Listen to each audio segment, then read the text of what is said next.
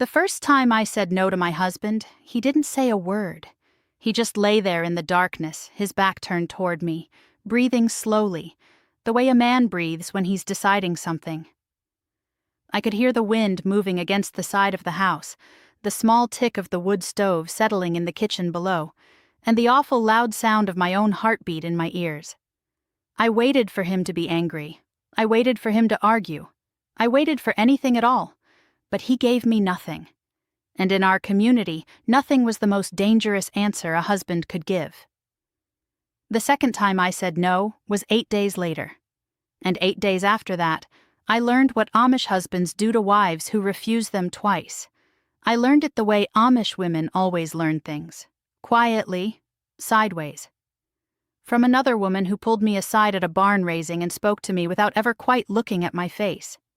Before I tell you what she said, let me introduce myself. My name is Martha, and this is Hannah, the Amish girl, the channel where the stories no one was ever supposed to repeat finally get spoken out loud.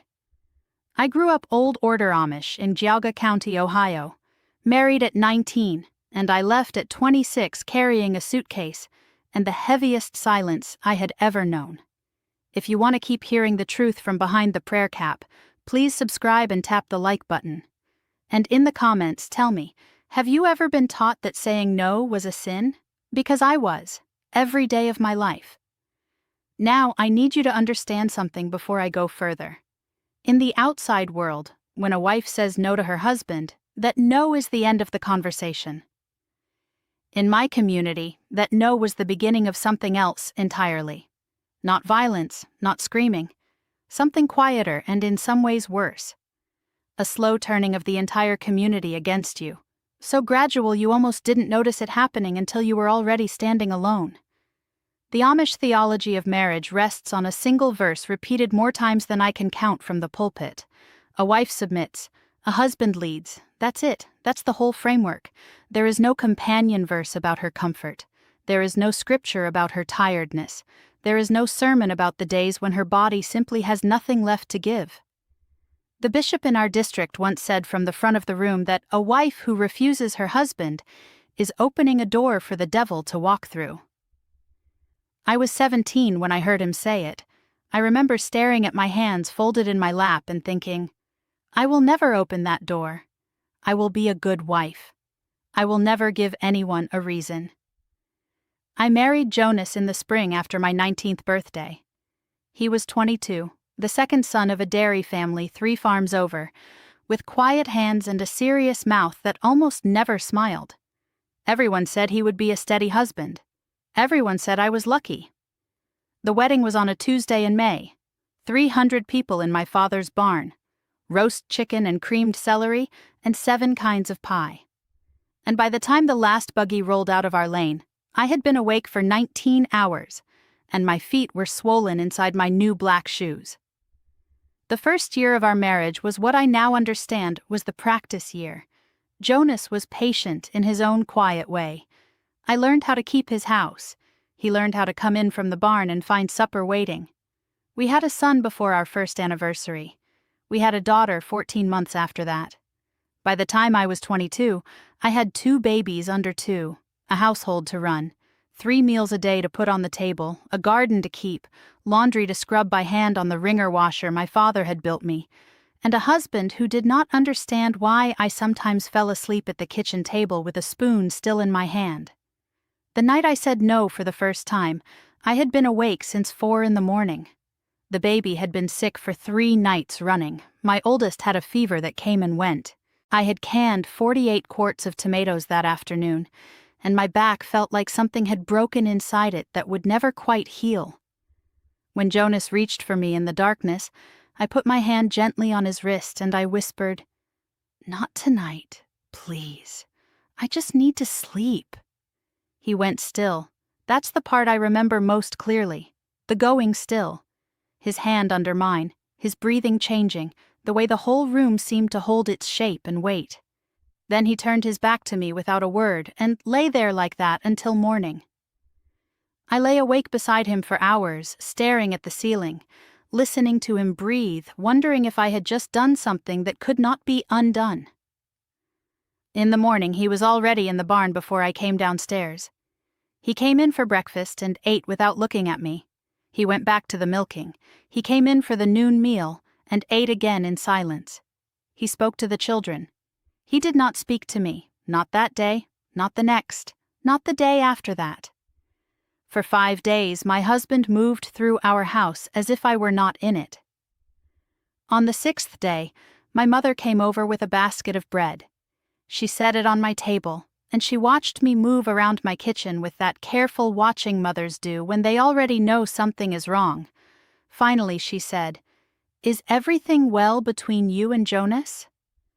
And I, who had never lied to my mother in my whole life, said, "Yes, everything is well." She nodded slowly. Then she said one sentence and left. She said, "Martha, a wife who lets the cold in cannot complain when the house freezes." That was it. That was the whole conversation. She picked up her empty basket and she walked out my back door, and she did not look at me again. I sat at my kitchen table for a long time after she left. I want to tell you that I understood what she meant in that moment. I didn't. Not fully. But somewhere underneath my exhaustion, I knew that a message had been delivered, and that the message had not come only from my mother. It had come from somewhere larger, from the community, from the way things were, from the long, unbroken line of Amish wives stretching back generations who had also been told in their own kitchens by their own mothers that the cold was something they had let in. That night, when Jonas reached for me again, I did not say no. I did not say yes either. I said nothing. I lay still and I let it happen, and afterward I turned my face toward the wall and I cried so quietly that not even the baby in the cradle beside the bed could hear me. 8 days later I said no a second time. I don't even remember why now. I think I was just so tired that my body refused before my mouth could catch up. I said, "Jonas, I can't. I'm sorry, I can't." And again, he turned his back. And again the silence began. But this time, the silence was different. This time, the silence had teeth. The next morning, my sister-in-law Rachel came by with her 3 children. She stayed for an hour. She did not mention Jonas. She did not need to. She mentioned other things instead. She mentioned a woman 2 districts over whose husband had asked the bishop to speak with her.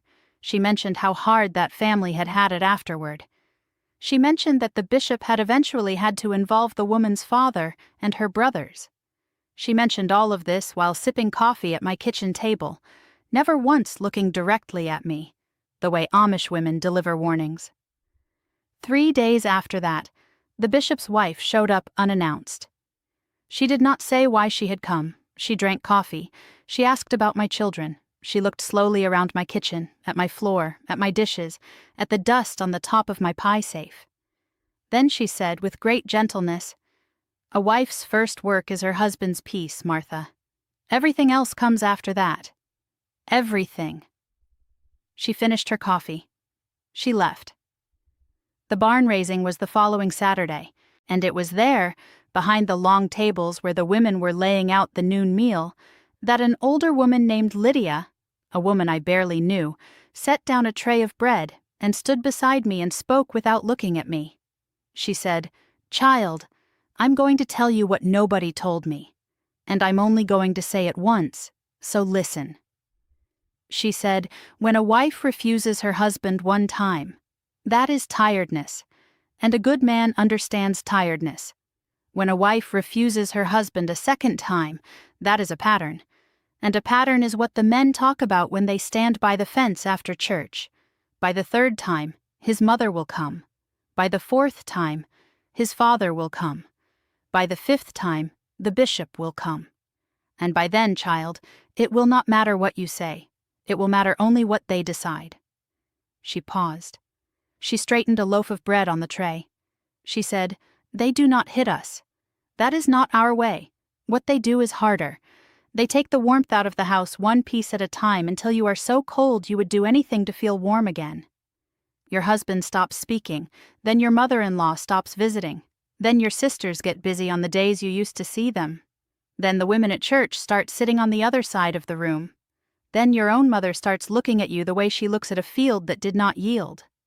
And one morning you wake up, child, and you realize that the whole world has gone quiet around you, and the only door still open is the door back to his bed. So you walk through it, and the warmth comes back. And everyone smiles at you again, and you tell yourself that it was your choice. She finally looked at me then, just for a moment. She said, "It was not your choice. It was never your choice. But there is no word for that in our language, so we call it being a good wife." Then she picked up her empty tray, and she walked away. And I stood there behind that long table with my hands on the edge of the wood, and I felt the whole structure of my life rearrange itself behind my eyes. I want to tell you what I did with that knowledge. I want to tell you that I went home that night, and I confronted Jonas, and we had a hard, honest conversation, and everything changed. That is not what happened. What happened is that I went home, and I made supper, and I bathed the children, and I lay down beside my husband in the dark, and I let the warmth come back. Because Lydia had told me the truth. And the truth was that the cost of refusing was a cost I was not strong enough yet to pay, not with 2 small children, not with no money of my own, not with a community that would close around my husband and leave me standing on the outside of every door I had ever known. I stayed for 4 more years. I had another baby. I learned how to read my husband's silences the way other women read the weather. I learned how to tell, by the angle of his shoulders at supper, whether the night ahead would be a night I could survive easily or a night I would have to brace for. I became, in the language of my community, a good wife. And inside, in the part of me that Lydia had spoken to behind the bread table, something small and steady was growing that the community could not see. I left when my youngest was 3. I will not tell that story today because it belongs to a different video. But I will tell you this. The shunning came exactly the way Lydia had described, only larger. My mother's letters returned unopened. My sisters crossed the street when they saw me in town. My father, the only time I ever saw him again, looked through me like I was made of glass. But here is what I learned in the years after. What was done to me in that quiet way after I refused twice, what is done to thousands of Amish wives in thousands of farmhouses every season of every year, has a name in the outside world. It has more than one name. My therapist gave me the words slowly, one at a time, the way you feed broth to someone who has not eaten in a long time. Coercive control, emotional withdrawal as punishment, community-enforced compliance, consent that is not consent because the cost of saying no has been made unbearable. In my community, none of those words existed. We had only one word for what happened. We called it marriage. I want to be careful here because I am not telling you that every Amish husband is cruel. Jonas was not cruel. Jonas was a man raised inside the same silence I was raised inside. He was given a script for being a husband, and he followed it the way he had been taught. The bishop who preached that sermon when I was 17 was not a monster. He was an old man repeating words that had been repeated to him. The mothers and the sisters-in-law and the bishop's wives who arrive at your kitchen with coffee and warnings, they are not villains. They are women who once stood where you are standing, who once let the cold in, who once felt the warmth come back, and who learned to call that warmth love, because the only other word for it would have broken them. The system is the thing, not the people, the system that takes a woman's no and turns it into a community problem. The system that decides her exhaustion is a door for the devil. The system that makes saying yes the only safe word in the entire Pennsylvania Dutch language. If you grew up in a place where your body was not your own, I see you. If you ever lay in the dark beside someone and said yes because you were too tired to survive what no would cost you, I see you. If you were ever told that being a good woman meant making yourself smaller until there was nothing left of you to refuse with, I see you. You were not weak. You were surviving inside a system that was built to make sure you could not refuse without paying for it. Lydia died 2 years before I left. I went to her funeral. I stood at the back of the room in my plain dress and my prayer cap, and I watched them put her in the ground beside her husband of 51 years. And I thought about that morning behind the bread table, and the way she had looked at me for one single moment, and the small, terrible gift she had given me by telling me the truth out loud. She is the reason I knew what I was walking away from when I finally walked. She is the reason I am sitting here today telling you this. If this story touched something in you, please tell me in the comments. Tell me what stayed with you. Tell me if you have your own Lydia, the woman who told you the truth when no one else would. And if you want to keep hearing the stories from behind the prayer cap, the ones that were never supposed to leave the kitchen, subscribe to Hannah the Amish Girl. There is so much more I still need to say. Until next time, remember this. Your no is a whole sentence. It always was. And no kitchen, no community, no quiet man with his back turned in the dark gets to make it mean anything less.